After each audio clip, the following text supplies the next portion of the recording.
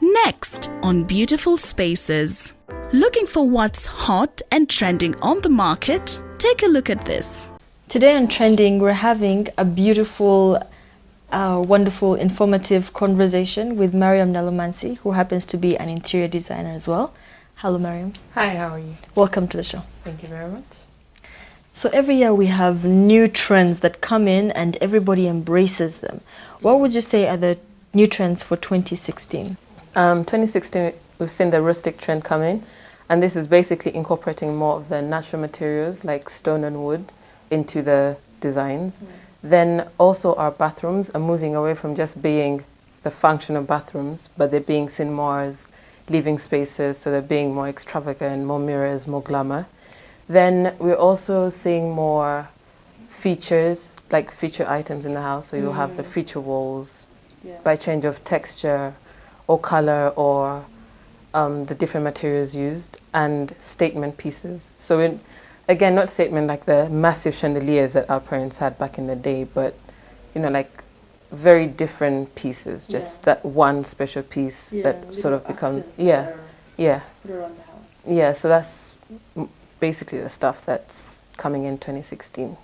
So we'd like to talk about when it comes to living in a space, a situation where you have a big family, let's say 6 people, 6 children and the parents, and they're trying to do more with this space, and it's not a big space, it's a small space. What can they do to make sure that they can live comfortably and yet without feeling like they're cramped up in there?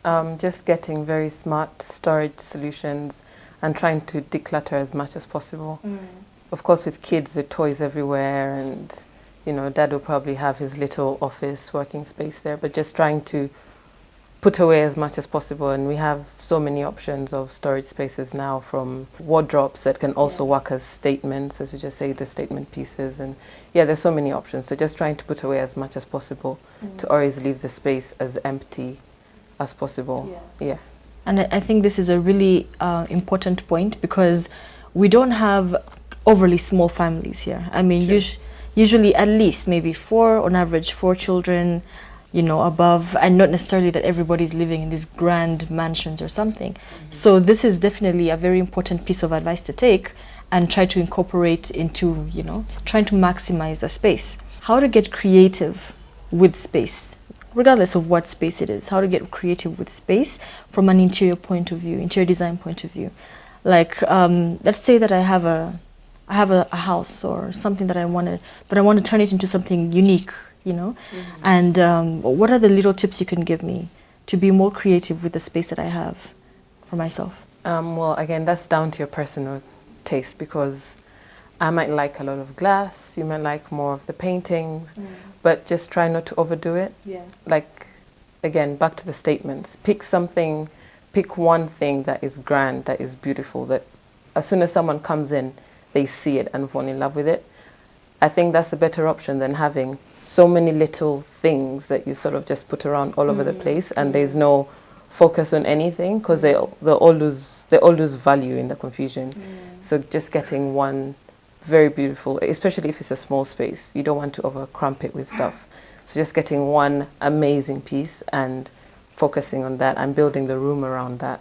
So with regards to interior design for this year, what interior design item or something do you feel is outdated? Whatever trend is outdated right now, you just can't do it anymore. It's done. Throw it out. Don't throw it out. Sell it or something.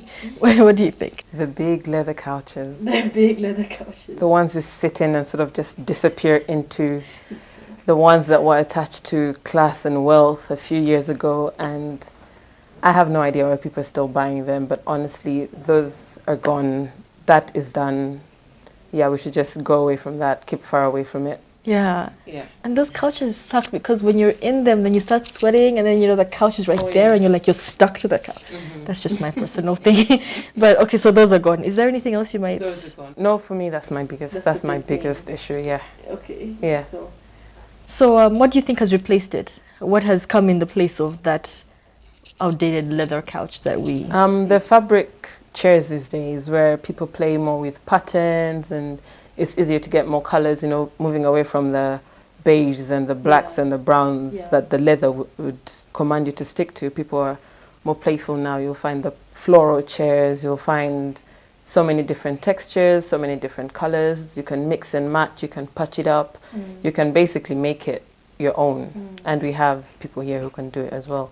So yeah, I think the fabric chairs have definitely taken over now. Mariam, it's been such a pleasure having you on the show. It's been a pleasure being here. And the information that you've shared with us right now, I'm about to just go grab my leather couch and just like throw it. Please do.